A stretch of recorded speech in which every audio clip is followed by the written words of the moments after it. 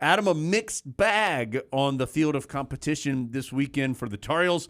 Had some wins, had some non-wins in the form of ties and some defeats. What all happened?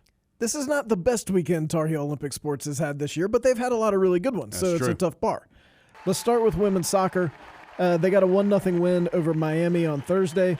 Isabel Cox, her 100th appearance in that match, more than any other active NCAA player. 100th cap.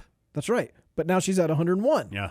Because she played against Duke on Sunday at Duke. Tar Heels tied 1-1.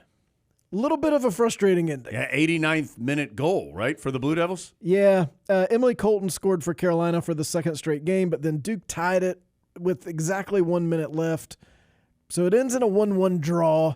Duke celebrated like they had won, which you understand when you realize all-time against Duke, Carolina women's soccer 43-4-5, 18-0-3 in Durham. They've never lost in Durham. That's pretty impressive. I mean, you're Duke, and that's your biggest match of the year every single year. You never have won it. But they tied. Which is why they acted like they had won it. Adam, I would, and I'm going to guess that somebody has asked Anson Dorrance this, but that's a couple times that the Tar Heels have given up very late. I know it happened against Florida State, too, of course, in the championship game last year. We talked to Emmy Allen a bunch about that when she was with us a couple weeks ago. Be interested to know Coach Dorrance's thoughts just on that's happened more than once, I guess, is the point here. Well, and he had addressed it after that Florida State game that Carolina had won. They were up 3-2, and then Florida State scored with even less time than Duke did, and said it was going to be addressed. I think in a normal team you would say, are they getting tired? But Carolina's not getting tired because they play more players than anyone in the country. So it's not fatigue, but it's going to be something else, and that's something you're going to have to figure out as you get into postseason play. Carolina also didn't convert another penalty kick, so that's 2 this year that they have not converted.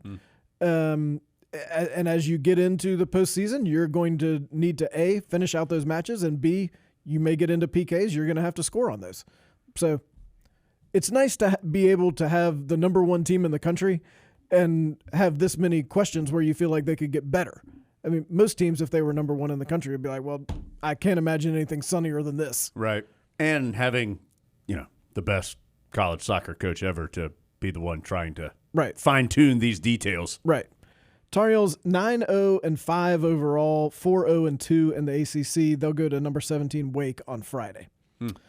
On the men's side with soccer, Tar Heels lost 1-0 to Syracuse on Friday night.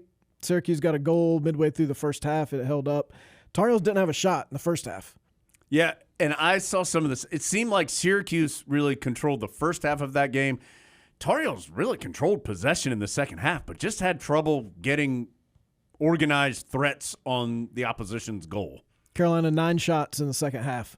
Tar Heels now 5-1-4 overall, 1-1-3 in the ACC. They're home tonight against Florida Gulf Coast, Tuesday night. Dunk City. Yeah, watch out. They're going to run the fast break and throw some alley-oops. That's a story for another time, Adam. Might have been told here before. You, me, and Cimarron. Field hockey split. They beat Boston College 3-1 on Friday. Charlie Bruder had 2 goals. Kelly Smith had a nice save defensively. But then lost to Liberty 2-1 on Sunday in double overtime. Jones called this. I told you, Liberty. Liberty, the only team to win twice at Karen Shelton Stadium. And that was a game, that was one of those kind of like you see in soccer sometimes, right? Whereas like the stats are extraordinarily one-sided, but doesn't go the way you want. Carolina outshot Liberty 17-6 and 8-1 in the second half. Yeah. Still lost. Yeah. Tar Heels 9-2 overall, 3-0 in the ACC. They will travel to Syracuse on Friday. Tough weekend for volleyball. They lost to Louisville on Friday night. Louisville's number 6 in the country. That was a 3-1 loss. Tar Heels won the first set, but then dropped 3 straight. They were playing without Mabry Schaffmaster, who we know is a key part of the team. Well, shouldn't even count, honestly. But then, frustrating on Sunday, Carolina wins the first 2 sets against Notre Dame, but then lost 3 straight, so they lose 3-2 to the Irish. That was a tough one. Carolina's now 7-8 overall, 1-5 in the ACC. They also will be at Syracuse on Friday. If you're in the Syracuse area, watch out because the Tar Heels are coming. Yeah. Also, you should consider moving. Somebody said on Saturday, Why are there so many Syracuse people there? Like, you could either spend the weekend in Syracuse or Chapel Hill. I didn't think there were a lot of Syracuse people. Well, they're there. all wearing orange, so It's easy to spot them. Yes, right. I agree with that. Like 4 of them looks like 20. Right. Men's golf. The Williams Cup, Monday and Tuesday this week at Eagle Point. Carolina is number 1 in the coaches poll and number 2 by Golf Week. The field in the Williams Cup includes Golf Week's number 1, Auburn. I hope we specifically invited them to that event for that reason. Yeah, like they weren't invited until like a month ago. And Andrew they were like, DiPatetto was like, wait a second, Golf Week's got Auburn number 1. Somebody give him a call. Yeah, get them here. They said they've got a tournament. Buy them out. So we'll see how that goes. And then women's golf is in Chapel Hill those same days, Monday and Tuesday, Roos Chris Invitational. And we're really close to the reopening of Findlay. Yeah.